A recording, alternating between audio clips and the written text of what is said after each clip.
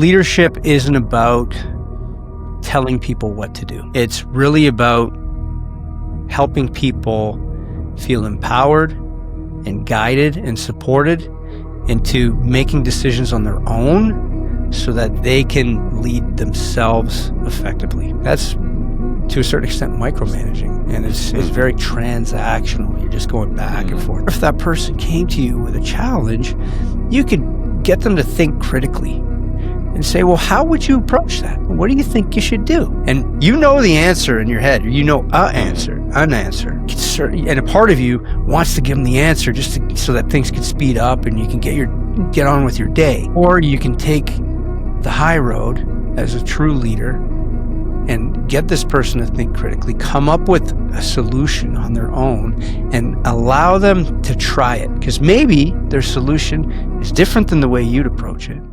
And it might even be better. I'd rather be sidelined trying to achieve greatness than watch greatness achieved and it only set on the sideline. Now introducing your host, Jacob Emery. This episode of the Iron and Infrastructure Podcast is brought to you by Unlocking Greatness with Jacob Emery, a coaching community built for those ready to become the strongest version of themselves. Weekly calls, proven playbooks, and a community built to grow. Greatness is not given, it's unlocked. Join us today at jacobemery.com or DM coach at jacobemery44 on all social media platforms. Welcome back to another edition of the Iron and Infrastructure Podcast. And today's guest, Chris Atwell, peak performance leadership expert. Ladies and gentlemen, we're going to talk all things leadership. This man is a stud.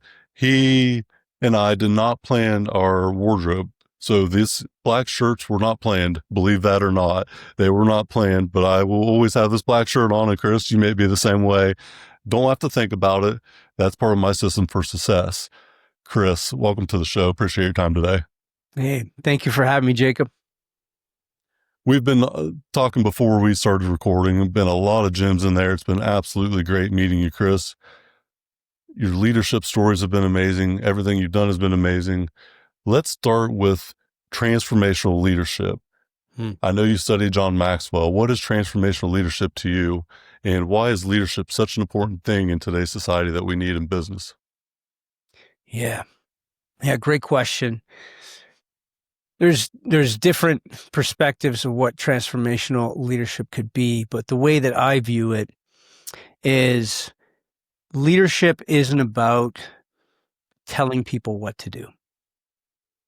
It's really about helping people feel empowered and guided and supported into making decisions on their own so that they can lead themselves effectively. That's my take on transformational leadership. Example of that could be, you're a manager of a company, somebody comes to you with a problem and you say, well, fix it like this. You're giving them direction. You're telling them what to do. That's managing. That's, to a certain extent, micromanaging. And it's very transactional. You're just going back and forth. Or if that person came to you with a challenge, you could get them to think critically and say, well, how would you approach that? What do you think you should do? And you know the answer in your head. You know an answer.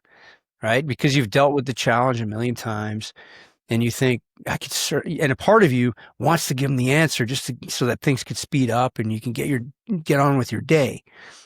Or you can take the high road as a true leader and get this person to think critically, come up with a solution on their own and allow them to try it. Because maybe their solution is different than the way you'd approach it. And it might even be better. Might be better, yes. Right? Love it. I have a coaching frame I call traffic light leadership, and I was inspired to put something together because of the leadership I've seen myself. And so if you think through the lens of a traffic light, you have the red light. These are the terrible leaders. Chris, we've all had terrible leaders. We know who they are. They're out individually for themselves. It's all about personal gain only, and no one else matters to them. It's just personal gain. And then we have the yellow light. We have the trained leader. They love to lead other people. They love to get accomplishments in place, but it's still for them. It's still only for them, but they know they need other people to get there. They lead for success today, and that's about it. And so some of this is from the Maxwell book. And transformational leadership, they love the people that they lead. Success to them is the team winning. It's not just them winning. And so they lead for individual success and team significance. And that's what I'm trying to do on our pipeline. And so team success comes from individual success. And so that's how I put it together. And I absolutely, when I look back at my years in leadership, I was learning more from the bad habits and bad leaders than I did the good ones. And it's amazing how much pain you have to go through to realize that I don't ever want to become that way. Yeah. Yeah. I hear you loud and clear. And one of the questions that I always encourage leaders to ask themselves is just that, are you doing this for you, or are you doing this for the organization, for your people? Mm-hmm. What I also like to tie in when it comes to transformational leadership, and this comes from one of John's other books, The 5 Levels of Leadership, is that leadership isn't only about guiding people. Transformational leadership comes when you're developing leaders. So you're making a big difference when you're empowering people to the level where they can step into their leadership, and that is the pinnacle. If you're leading people and them people that you are leading are not growing the same rate you're growing, within you might be a 6 skill set and they might be a 3 or 4, but you're trying to get them to that 6.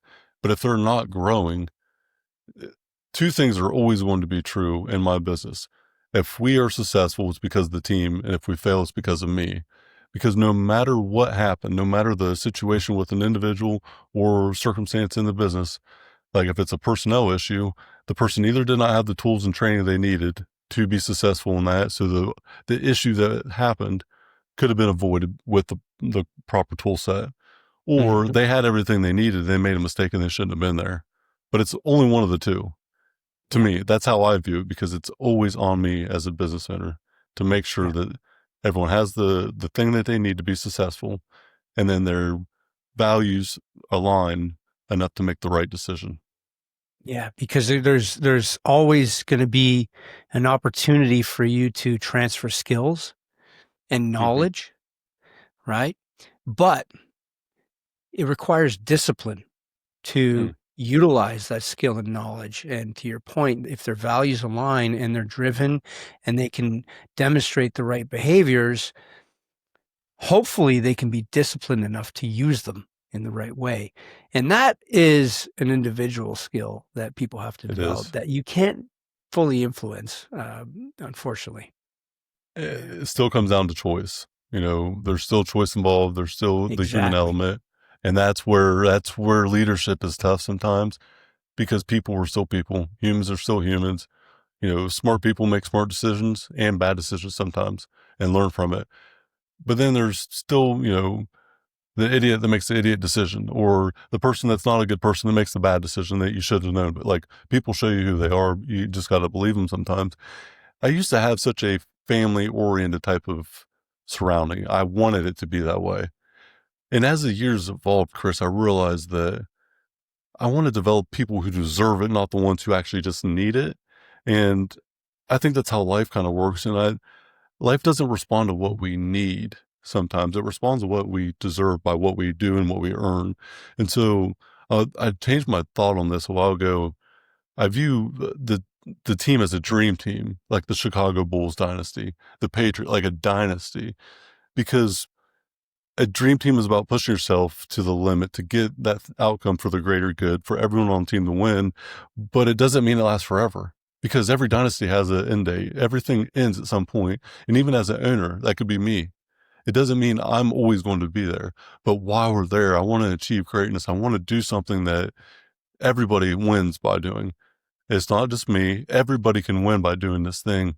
And it's about pushing your teammates. It's about caring intensely about them, picking them up when they fall down, but also knowing that it doesn't last forever. And that's okay. But while you're there, you make the best of it. And you'd run through a brick wall for that team.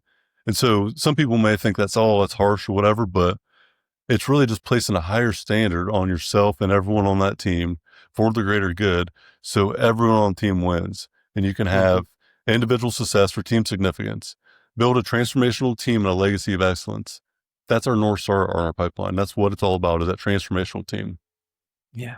Yeah. And as much as you can have the dynasty team and they're winning, they're securing championships multiple years in a row, at some point it ends. But there's a lot of excitement in rebuilding. There's a lot of excitement in redesigning the future, the vision of that team.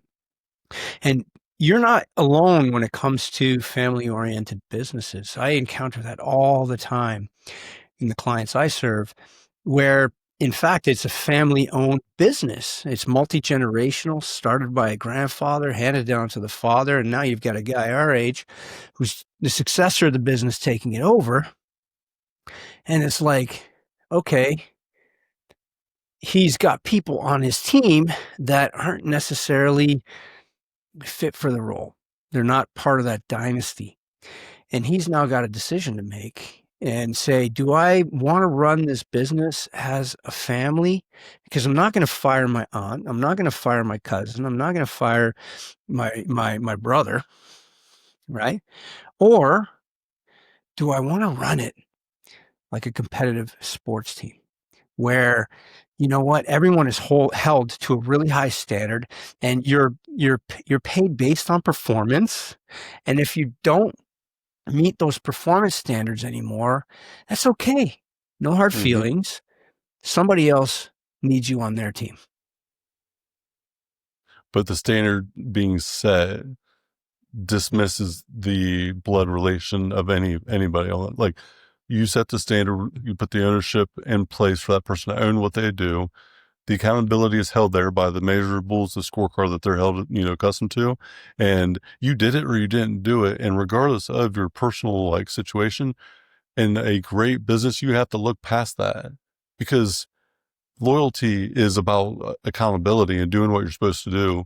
It's not about blood. It's not about family. And even, like, I'm sure you've had this in your different roles, but best friends, people that you love personally on the outside of the professional world, they might be one of the most important humans in your life, but they might also be a biggest liability to your business. And business is business. You got to separate the two sometimes. If they're that close personally and professionally, they're not going to ask you for a discount. They're not going to take shortcuts. They're not going to do these things. And if they do, they're not really that close to you, and you have to let them go anyways. Because if they're that loyal to you on a personal side, professionally, they should be absolutely standing up for you and everything that you do for the greater good. And if they don't, sometimes you just got to make the hard call. There's short-term suffering and long-term suffering. And I can tell you that the short-term suffering hurts a lot worse, but it's much quicker to move forward. That long-term suffering is like death by 1,000 cuts, man. It just will make you bleed out, but it's going to take forever, and it's excruciating to go through. Absolutely. And as leaders, there's a great level of responsibility on having to make decisions. And those decisions are not always easy or feel-good decisions. Sometimes those decisions are difficult and feel terrible. But you have a responsibility to make them. And if you've got somebody on your team that isn't meeting the standards and everyone else is, what example does that set to the rest of the team, that you're allowing this person to perform at that level? Obviously, there should be an effort in rectifying the situation, but ultimately, if it doesn't get rectified, you've got a choice to make, whether that's your best friend or not. So good. It's often something overlooked for one person is indirectly a cancer to the culture long term. And that person that allowed that to happen never gets the respect back. Like, because you're allowing incompetency to happen and you know about it. There's ignorance and then there's ineptitude, where if you don't know about it, you can't really do anything about it because it's unknown. But if you know about it willingly and choose not to address the situation, And that's like the ultimate, I think, demise of culture in a business, but also the willingness not to speak about issues. And then the lack of openness to receive that from a manager, or, if a direct report comes to you with an issue, what they're saying might not be the actual root. You might have to help them get to that root. And it may be something that was much bigger than what you thought across the platform. But diving into that symptom can lead to the sickness that may be widespread. But not listening to it and telling someone just to shut up and go back to their job or not to worry about it. There's a lot of times that there's things that are spoken about that are massive in that organization, but then it's not received on the other side. And then it's catastrophic before it's actually recognized. And so people then shut down. If you're not going to listen to me, I'm not going to say anything. I'm going to go get mine. And and it just separates that, that manager, director, C Corp, C-suite level to, the performers, the deliverables of that service or product. And like that separation, once that happens, man, the divide is so hard to come back and unify. Yeah, he creates animosity, and it defeats the purpose, because every organization should thrive to build a culture of feedback where you're comfortable giving and receiving feedback, because that's the only way that it's going to grow. That's the only way that you're going to have a healthy, energetic around the business. If people are holding in all of the bound energy and the negativity, you can feel that as you walk around. But if everybody's open-hearted and feeling good because they trust and they're open and they're able to express themselves in a way that is going to not be criticized or judged, but will be taken as valuable, that is important. And I often get into one-on-ones with clients where they'll be like, hey, can you give me feedback on this situation? I've got this individual contributor who keeps complaining that the other person is not doing their job, and that they feel, that why do they get away with not doing their job? And then I'll ask that leader, that manager, I'll say, what is that person really trying to say? What's underneath their comment? What is it that they're really trying to express to you? Well, I don't know, that they're upset about the other person. And as I offer more perspective, I'll often say, well, could it be that perhaps they don't feel recognized for their efforts? And that they see the other people underperforming to a lower standard, and you're not upholding the standard, and you're not recognizing them for upholding the standard? Holy smokes, light bulbs go off, right? Because it carries from the conversation we were just having about standards. And communication and feedback is a standard. You need to uphold a high standard around it. Yes. I ask for feedback loops. I ask for, I tell people, try to hurt my fucking feelings. Like I say that to him, Chris, like I want you to hurt my feelings. Try to, with transparency, with honesty, with directness, because I can't get better if I don't know what's wrong. I can outline the things that I screw up like daily. I know what that shit is. I'm good with that because I make that mistake. I learn from it. Like I'm aware of it, but there's things that I don't know. It's the unexpressed frustrations that just get people in such a bad place mentally. One of my big themes this year was to protect my positivity. I don't have time for negativity in my life. If you're negative and you're going to just drain my energy, I got no fucking time for you. I just don't, because I'm protecting my positivity at every, like, conscious thought is protected, that positivity, with how I receive information, how I deliver it back, the people I let in my life.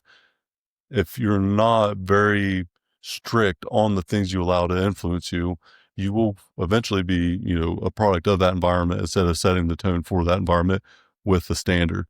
So leadership is hard. It's very difficult. One thing about leadership, that's breaking it down to that very simple, basic level, there's good leaders and bad leaders out there. What's the intent behind the actions that follow the words? You can say one thing and do another, and it becomes very clear very quick. So the action must follow the words that are being said. And what's the intent behind of it? And then what does that person do in the dark? whenever someone has the opportunity to do the wrong thing in the dark, it's going to be shown in the light. And so what you do in the dark always comes out. The truth always prevails. It always exposes itself. What you do in the dark, it always comes to light.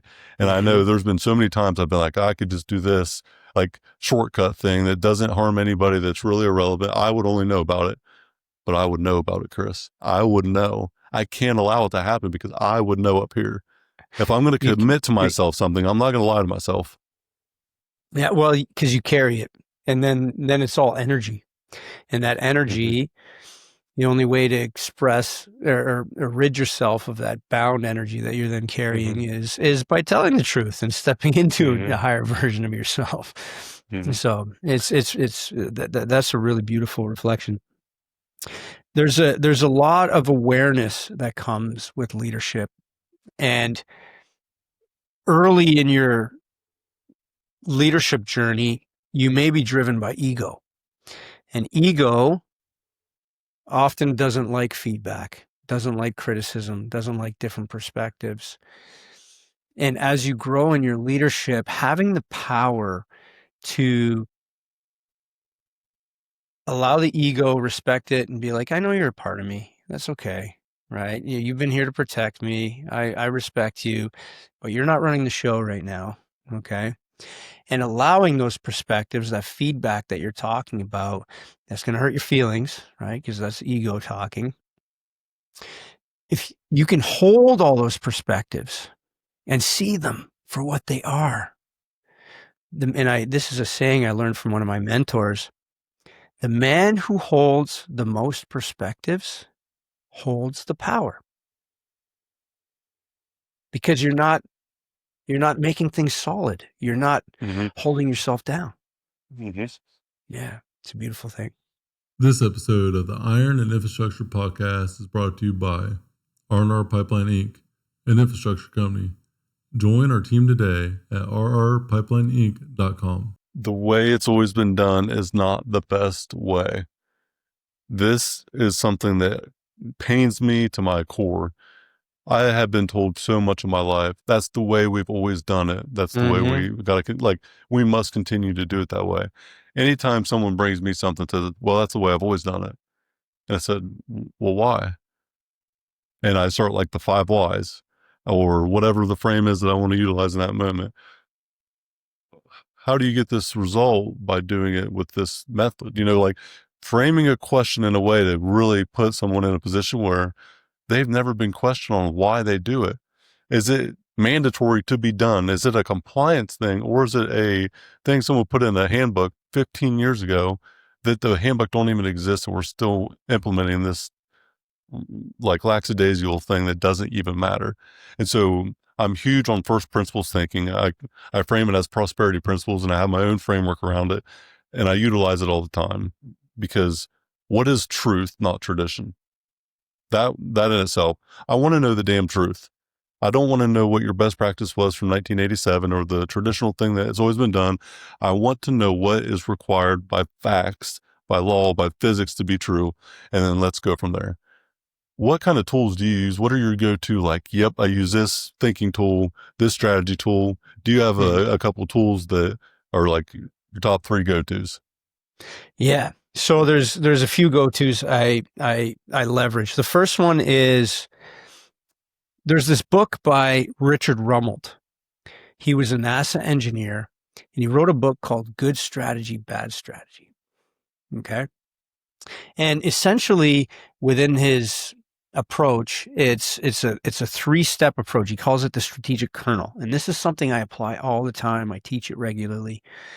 It's when you've got a problem or a goal or an objective or anything that you need to accomplish, you got to build a strategy. Because to your point, you can keep doing things the same old way, or you can think of new, fresh ways to do it.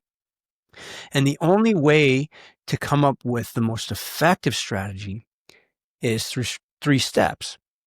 1, you want to identify and diagnose all of the challenges and roadblocks that might get in the way of your objective. And you list those out.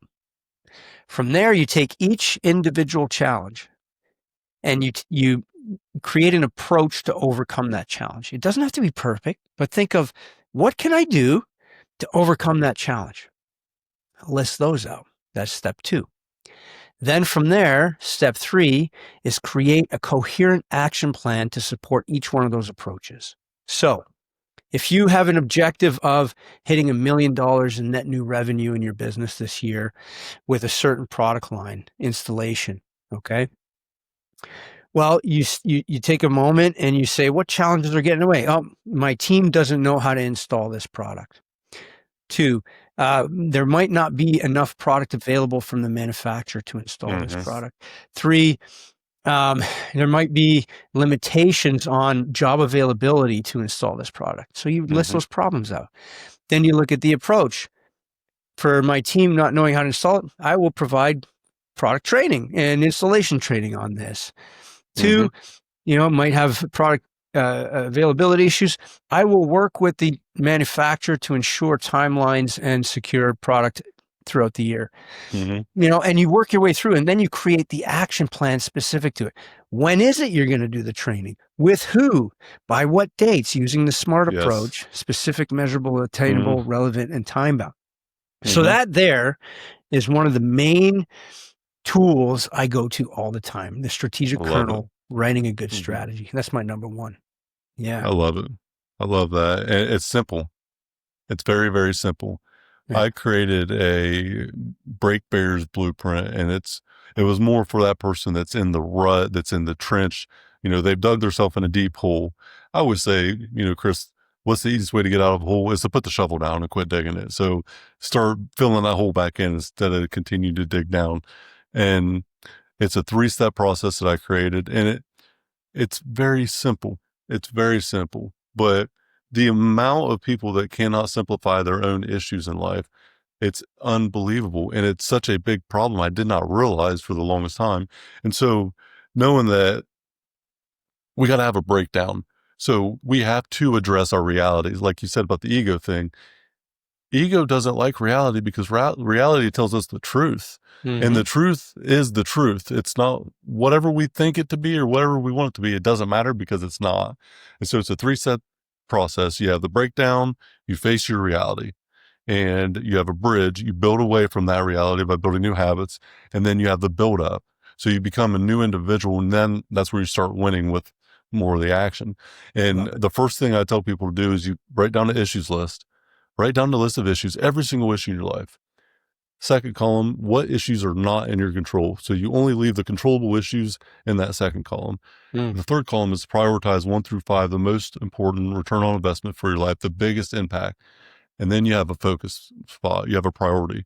Because if you try to do a lot of things well or anything, that the singular focus of overcoming this one thing and accomplishing that will change your life in itself.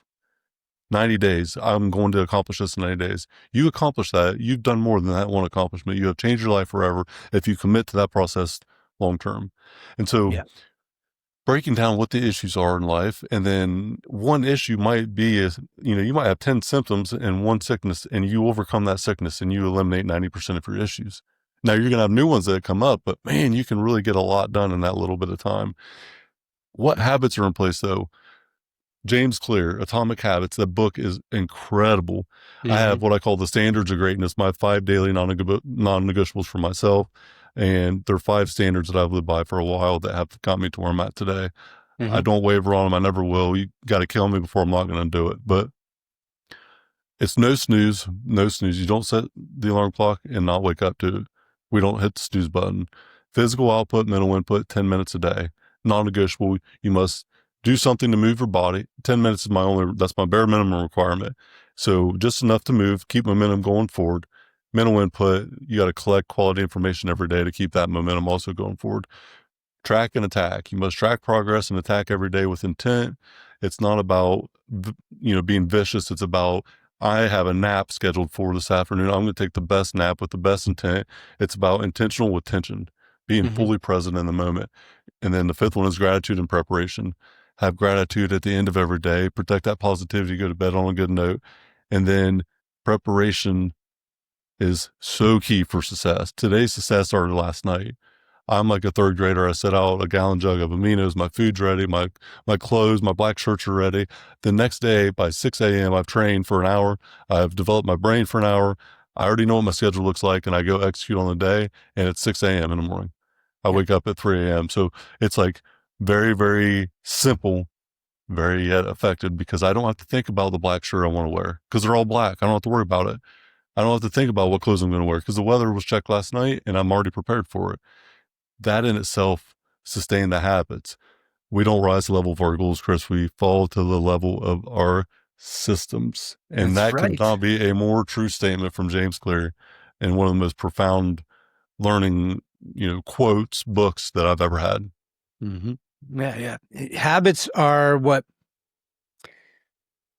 create the momentum when it comes to those systems. Mm-hmm. You've got your 5 daily non-negotiables. I've got a set of my own as well. And I think 5 daily non-negotiables for you are really around your own energy, your own preparation, your health, your well-being, and the way that you're showing up on a daily basis. Mm-hmm.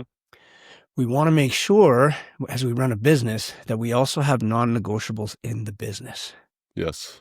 So I challenge my clients all the time to be like, all right, I look at 3 pillars. First pillar is health and well-being.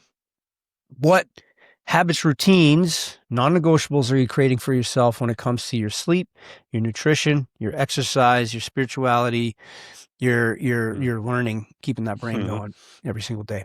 Yeah. And then pillar number 2 is around knowing your numbers. What habits and routines are you building in your business to get really clear on your plan, your targets, tracking those numbers, knowing what the gaps are, and coming up with the approach and the way that you're going to overcome and make up for those gaps, or if you're overachieving, accelerate that. Right? And it all boils down to habits and routines and having a flywheel going for both those things. And if you can dial in on your personal health and well-being goals or habits and routines, and your business, the really important ones, habits and routines, you're doing what 99% of the people don't do. And this is so interesting in business because the personal side of the business team, the personal side of that team component is not only overlooked, it's rarely mentioned. When I think about team development, the first thing I think about is it's human skills, it's life skills, it's personal development, personnel, the person, the individual. How do you become great in an organization if you can't be great with your communication by yourself? How do you communicate a message? How do you share a task? How do you create accountability if you can't even do that to yourself? If you don't hold yourself accountable, how are you going to do it for someone else? Yeah. And so the standard we set is shown. We don't have to be there always to show it, though. We live by that code, that standard that is in place. One thing that was really interesting for me, we outgrew our office space, and I had another office space off site. I had one at my house. I had enough places that I can pack up. I travel decent, but I can be anywhere and do something. I'm on the road right now shooting a podcast. And so it doesn't take much for me to be minimal and to operate, wherever I'm at. Right. So naturally it was, I gave up my office basically for the greater good. And I realized that the standard that you set doesn't require you to be there all the time. It requires you to do that thing that made the standard work in the first place all the time, and you never go away from it. So it's about the standard that we live our life by, and not the presence of us being there personally. Personal development. That's standard. If you're consistent, people will see that. Yes.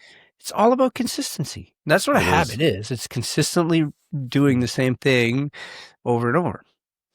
And if you uphold a standard consistently, you don't, whether you're doing it in front of people or not, people will know that it's done. Mm-hmm. Especially when it comes to like health and well-being, right? You cannot fake your body's your business card. You can't fake it. You can't fake it. You cannot say, I'm not doing this or I am doing this and then looking like a tub of shit. It doesn't work that way. The proof is in the pudding. So they say, well, if you're eating the pudding, the proof is going to be there also. So it shows itself very quickly. Yeah. the amount of respect. I'm 6'3", 240 pounds, probably 10%, 12% body fat maybe. So I'm not a small person. And I've been training a long, long time.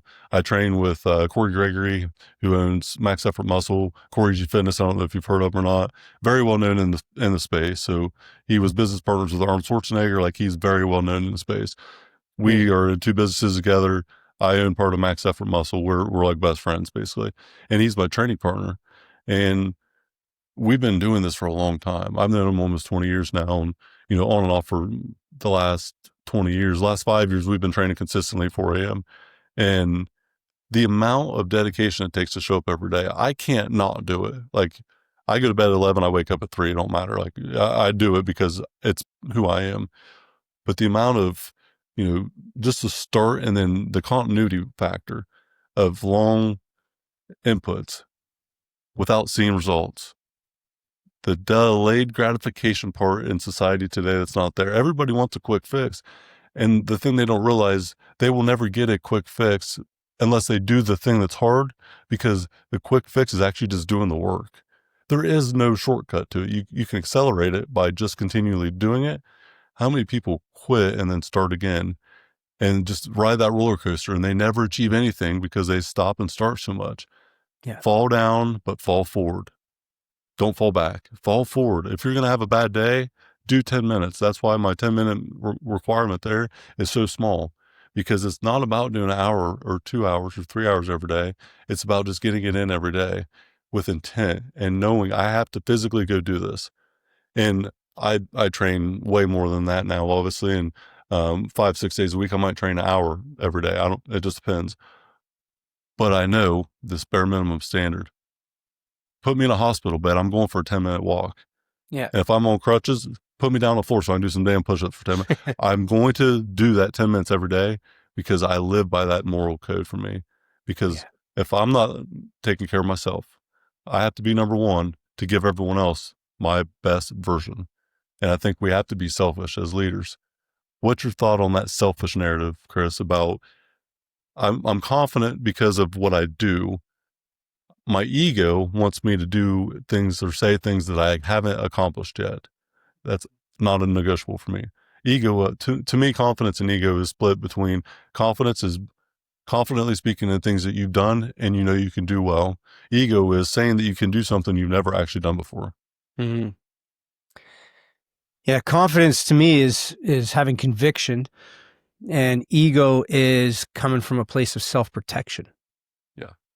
Yeah. And selfishness can be interpreted different ways. I don't think it's selfish at all of you to want to take care of your body and train 1 hour a day. But then if you've got somebody close in your life who is like, well, that hour could be spent with the kids, they could perceive that as selfish. Mm-hmm. Right? But when you're doing it with good intent, you're doing it so that you can show up as a better version for yourself for the kids. Mm-hmm. Yes. So the idea is that we can see their perspective and understand that to them it seems selfish, but know that deep down in our truth that we're doing it from a good place. Mm-hmm. Because by not doing it, we would be actually selfish, because we're not setting the standard for ourselves, and they don't get a good version of us either. Exactly.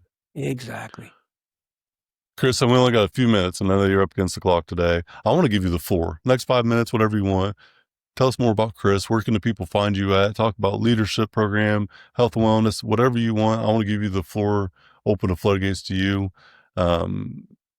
Adversity that you've overcame, anything you want to talk about. The floor, my friend, is yours. Yeah. Well, thank you.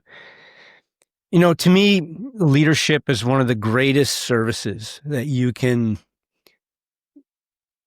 offer to people in the world. And to me, being a servant leader is what I like to lean into. And the program that I've designed is to help owners of businesses really step into their leadership in a way that they haven't thought of before. I talk about health and well-being and knowing your numbers and creating habits around those two things. That's the foundation of my program. So I've met so many leaders on my journey who are successful in business, making, 8 figures plus, but they're unhappy and unhealthy, and they're hitting a ceiling in their business. And oftentimes they believe that it has to do with the systems and the frameworks in their business. And a part of it is that, but they're not looking at themselves in the mirror. It is their own personal self that they need to lead better. And the program that I've designed is exactly for that, is to help you lead yourself better first so that you can lead your business in peak performance like you've never done before. I've led multiple teams in different organizations across different industries, primarily in construction. And I put myself in the hospital one time. I was pushing myself so hard, doing the side hustle, trying to make the money, managing the teams, but also thinking I was taking care of myself through fitness. But what I realized was the fitness was good, but everything else that I was doing was bad. I was overeating. I was drinking too much. I was using drugs. I was doing all the things. I wasn't sleeping properly. I was doing all-nighters. And that all caught up to me. And I ended up getting what's called rhabdomyolysis. My kidneys failed. We're on the brink of failure. 5 days in the hospital on IVs, looking to make sure that I don't need a dialysis. Life flashed before my eyes, and I realized, oh my God, how am I going to lead people if I'm not taking care of myself? So there needs to be clarity around what taking care of yourself looks like. There's a lot of different misrepresentations of that. Yes. So I can help you figure that out. I can help you really lean into your leadership. And this has been a great conversation, Jacob. You can find me on any platform. It's at the Chris Atwell. I'm on YouTube. I'm on Instagram. My website is mindset-conquest.com. Reach out. Let's meet on LinkedIn, wherever it is. I'm happy to chat, see how I can help you. Ladies and gentlemen, I highly recommend going to this man, Chris Atwell. The performance leadership, dude, you have it dialed in. I already know. We haven't even talked about the actual strategy and what you do. I'm hoping we can have further dialogue, in the future, because peak performance leadership, that sound PPL, like, I like the peak performance. We talked about the naming and stuff earlier. I love it. I think what you are doing is amazing. So shout out to you. And I don't know if you know this or not, Chris, I'm a girl dad also. I have 2 daughters myself. So this episode is also brought to you by the girl dads of the world. Yes. two beautiful daughters, 10 and 5, and they're my heart. So. Same here. 8 and 4 for myself. So, man, this has been a great episode. We have a lot in common: girl dads, leadership interest, and we wear the same black shirts. Chris Atwell, thanks for coming on the show. You can find him out there. The Chris Atwell? Is that what you said? Chris Atwell. Yeah. THE. Right. Chris Atwell. There you go. All right. Appreciate your time, Chris. Look forward to catching up in the future. You got it. Thanks, Jacob. All right. Thanks, man. This is another edition of the Iron and Infrastructure Podcast. Peak performance at its finest. Chris Atwell. We'll talk to you next time. Stop telling yourself one day. It isn't about one day. It's about day one. Today should be your day one. What you need isn't another day.